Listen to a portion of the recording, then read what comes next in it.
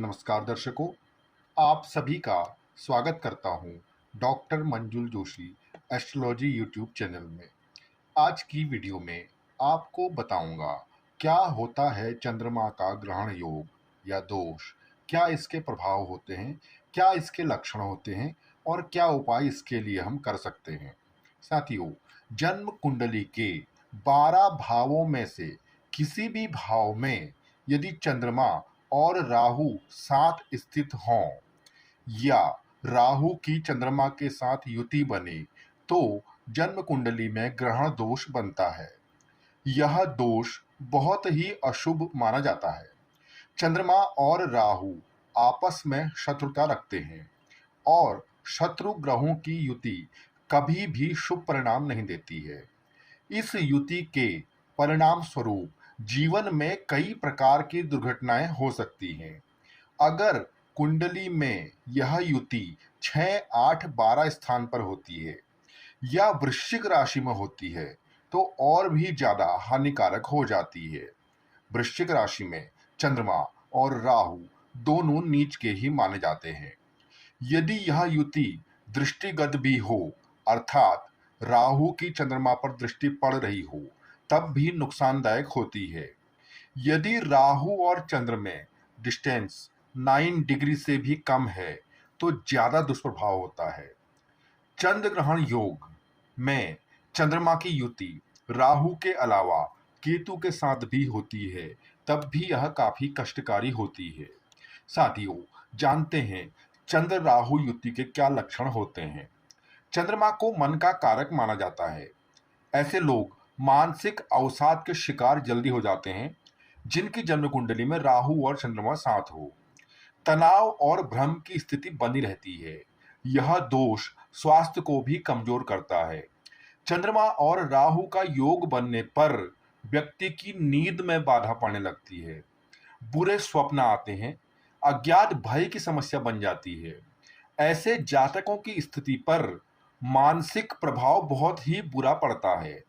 उस व्यक्ति के मन में नकारात्मक काल्पनिक विचार आते हैं।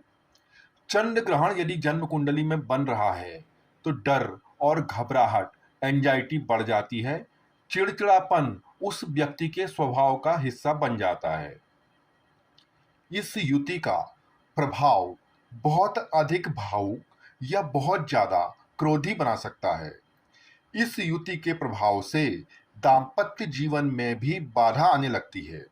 साथ ही कुंडली के जिस घर में यह युति बन रही है उस घर के नकारात्मक परिणाम और भी बढ़ जाते हैं।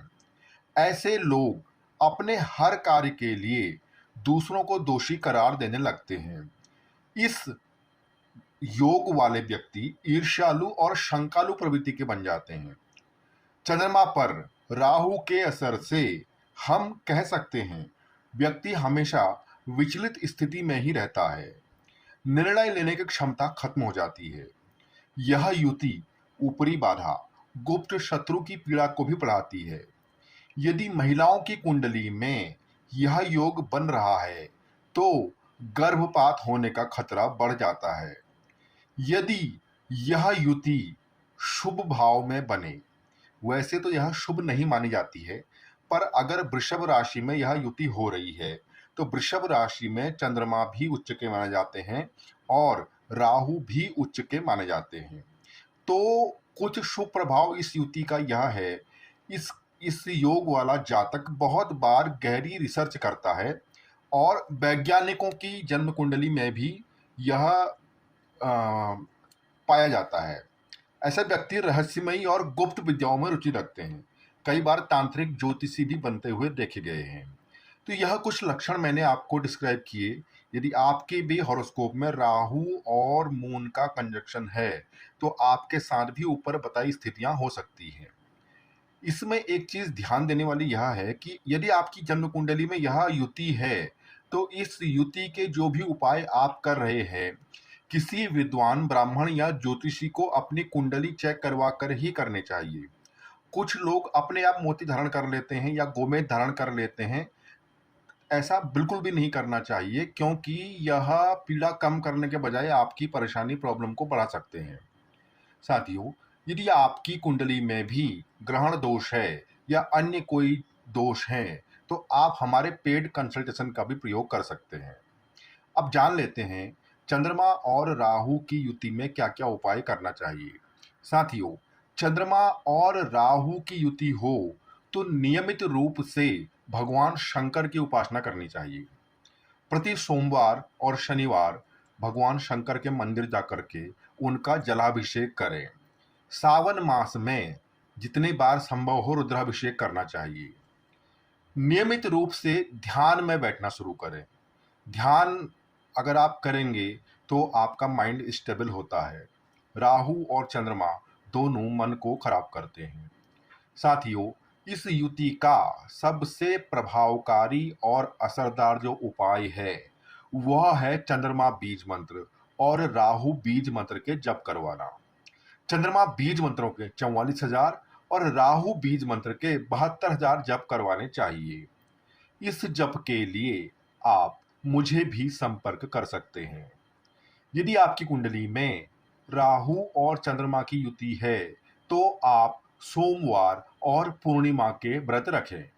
साथियों, यदि चंद्र ग्रहण दोष आपकी कुंडली में बन रहा है तो जिस दिन भी चंद्र ग्रहण हो जो कि विजिबल हो उसके बाद तुरंत ही दान पुण्य करें।